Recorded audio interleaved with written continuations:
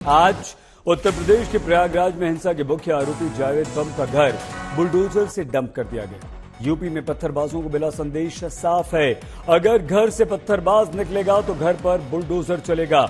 जावेद के घर को 3 बुलडोजरों ने 4 घंटे में धूल में मिला दिया। अच्छी खासी ईंटों पर खड़ा मकान अब टूटे हुए ईंट पत्थरों का मलबा बन गया। आज जावेद का घर था, लेकिन 36 और मकान बुलडोजर की जद में आ सकते हैं। उत्तर प्रदेश पुलिस ने पत्थरबाजों पर कड़ी कार्रवाई करते हुए 304 पत्थरबाजों को गिरफ्तार भी किया। प्रयागराज में 36 पत्थरबाजों की अवैध संपत्ति की लिस्ट बनाई जा चुकी है।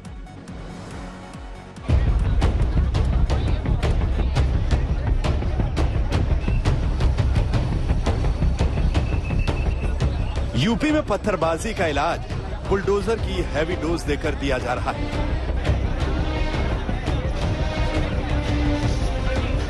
ये उठा बुलडोजर का नुकीला हाथ और इसने मकान के मेन गेट को उखाड़कर पटक दिया।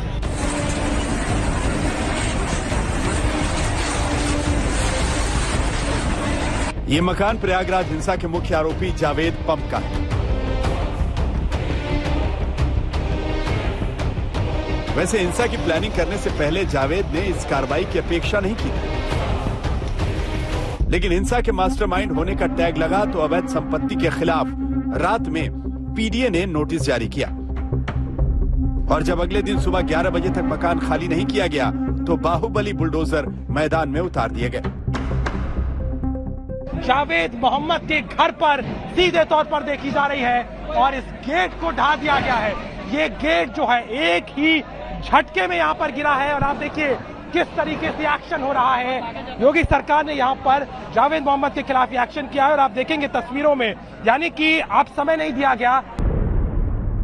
एक मकान, 3 बुलडोजर और 4 घंटे में सब कुछ साफ हो गया। अब यहाँ धूल और मलबा है। बुलडोजर की कार्रवाई देखने वालों से ज्यादा इस कार्रवाई को पूरी करने वाले पुलिस कर्मियों की तैनाती थी। पुलिस को हंगामा होने का शक था। सभी अधिकारियों को स्पष्ट निर्देश हैं कि उपलब्ध साक्ष्यों, वीडियो और फोटोग्राफ्स के आधार पर ही कार्रवाई करनी है। किसी भी हालत में किसी निर्दोष के विरुद्ध कार्रवाई न हो, लेकिन कोई भी दंगाई बचने न पाए, इस सिद्धांत पे हम लोग कार्य कर रहे हैं और इनके विरुद्ध कठोर कार्रवाई की जाएगी। धाराएं अब की बार ऐसी लगाई गई हैं जिससे कि इनको काफी दिनों तक हम लोग जेल के शिकंजों में रखेंगे। जावेद बम के अवैध मकान पर बुलडोजर का डबल अटैक हुआ और मकान को मलबा बनने में ज्यादा देर नहीं लगी।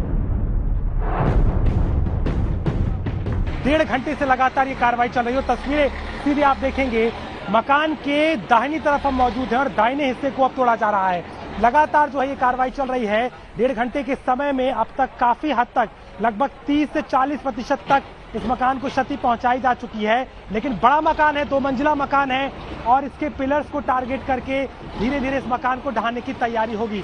हिंसा के मुख्य आरोपी का घर गिराने के लिए अलग अलग प्रकार के बुलडोजर मंगाए गए थे। एक बुलडोजर ने नुकीले पंजे से दीवार में छेद कर मकान को गिराया, तो दूसरे बुलडोजर के विशाल पंजों ने घर को कुछ वार में ही कमजोर कर दिया।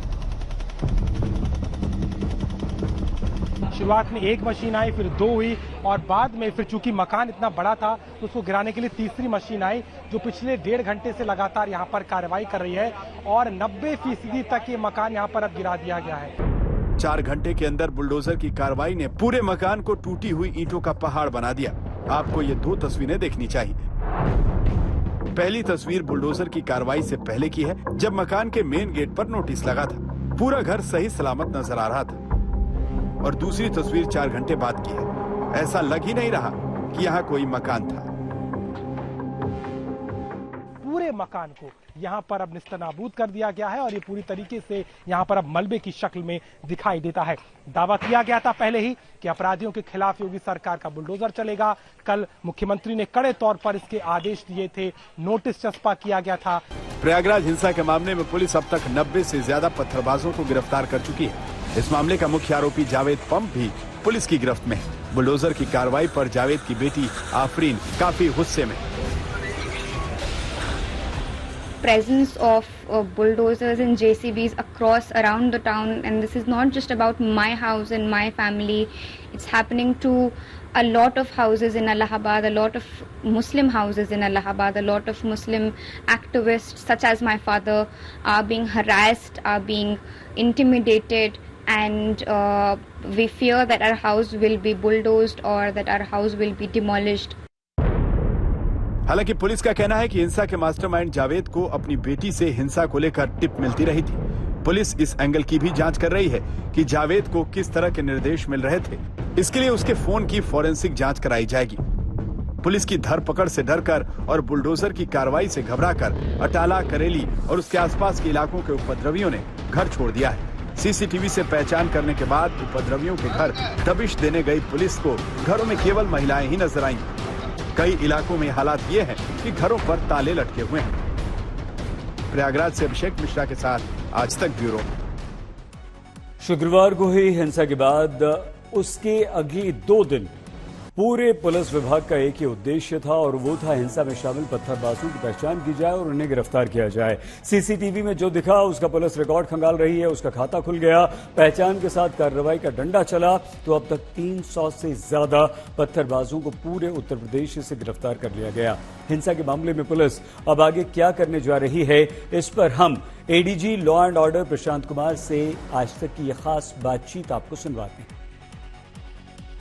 प्रशांत जी, अब तक कुल कितनी अरेस्टिंग हो चुकी हैं जो यूपी में अलग अलग जिलों में हिंसा हुई है और क्या अपडेट है?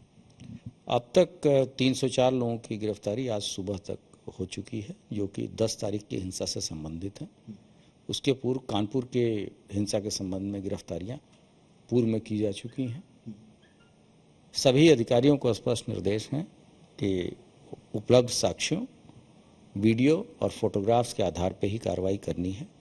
किसी भी हालत में किसी निर्दोष के विरुद्ध कार्रवाई न हो, लेकिन कोई भी दंगाई बचने न पाए, इस सिद्धांत पे हम लोग कार्य कर रहे हैं और इनके विरुद्ध कठोर कार्रवाई की जाएगी। धाराएं अब की बार ऐसी लगाई गई हैं जिससे कि इनको काफ़ी दिनों तक हम लोग जेल के शिकंजों में रखेंगे और प्रॉपर तरीके से हम इस केसेस की पैरवी करेंगे। इस पे गैंगस्टर के भी केसेस लगाएंगे तथा इनके द्वारा जो राजकीय और निजी संपत्ति को क्षति पहुंचाई गई है उसकी वसूली भी हम इनसे करवाएंगे। मेन एक्यूज आप लोगों ने बनाया है, जैसे प्रयागराज में जावेद को बनाया है, कानपुर में हयात को बनाया है, तो क्या जो मेन एक्यूज जहां से जड़ जहां पे है आप लोगों ने उसको पकड़ा है, उसको अब आप और आगे कैसे ले जाएंगे कि बाकी दोबारा ये चीज ना रिपीट?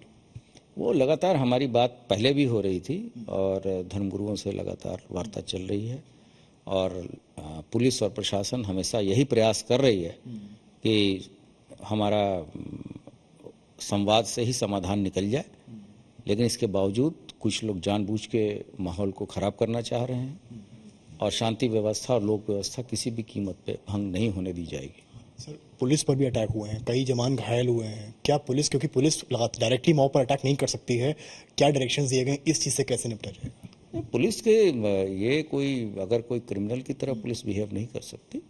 पुलिस अपने बताए हुए तरीके से प्रॉपर ट्रेनिंग के हिसाब से सभी की ब्रीफिंग पहले से की जाती है कि रेस्ट्रेन बरतना है और उसके बाद ही कार्रवाई हो रही है और अब तक पुलिस ने भरी धैर्य का परिचय दिया है और बाय एंड लार्ज चीज़ें शांतिपूर्ण रही है और हम आगे भी इसी तरीके से सबका सहयोग लेके शांतिपूर्ण तरीके से इस तरह के धरना प्रदर्शन को समाप्त करें। मेरा एक आखिरी सवाल है आपसे, सीएम के साथ भी मीटिंग्स आपकी लगातार चल रही, क्या डायरेक्शन दिया जा रहा है टॉप से? शासन के जो निर्देश होते हैं वहाँ से प्रेस विज्ञप्ति जारी होती है। इस संबंध में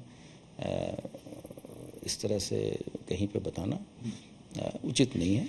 शासन के जो निर्देश हैं वहाँ से प्रेस विज्ञप्ति जारी हुई है डिटेल और जो भी निर्देश है शासन के उस हिसाब से ही कार्रवाई आगे की जा रही है। बहुत बहुत शुक्रिया सर। तो ये थे हमारे साथ ADG law and order Prashant Kumar. इनका साफ कहना है कि कोई भी बख्शा नहीं जाएगा, जो भी इसमें इन्वॉल्व है किसी भी निर्दोष पर कार्रवाई नहीं की जाएगी। कैमरामैन नीरज कुमार के साथ समर श्रीवास्तव, लखनऊ आज तक।